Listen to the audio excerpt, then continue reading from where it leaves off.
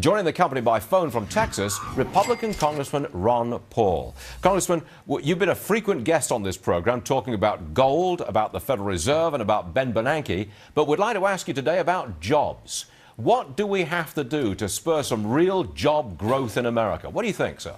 You won't have real growth until you liquidate all the malinvestment and all the bad debt.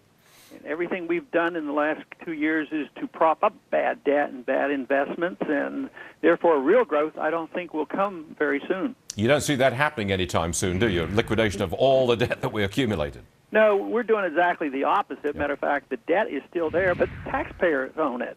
The people who ran up the debt and lived high on the hog are back living high on the hog again and getting the bailout.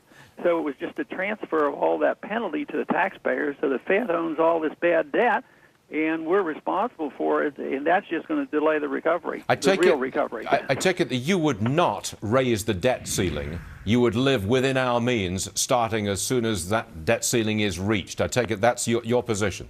Absolutely. And you could pay your bills as you go along. You could have priorities. You could, pay the interest on the Treasury bills, so there's the foreign holders of the debt don't panic. But you could do that. It's not like all the money stops. So I think those who are saying the end of the world will come if we don't raise the debt limit. Matter of fact, it might usher in a new era of growth if we ever got, determined enough to do that. And people might say, hey, that is great. These people are serious. Maybe it would be a real boost to our economy and restore a lot of confidence. I'd love to take you on this one, but the producers are in my ear saying, ask him about Egypt, ask him about Egypt. So I'll defer to the producers and I'll ask you about Egypt. I've heard you on this subject before.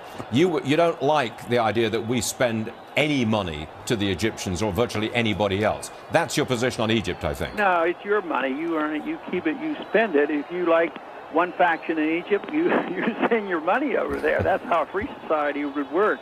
No, and I think the $60 billion we invested for an artificial peace over there wasn't worth it because all it does is build up instability. We invested a lot in the Shah of Iran, but it was unstable, and eventually it broke down. So I think this is somewhat similar. Would you say the same thing about Israel? No more government money to Israel?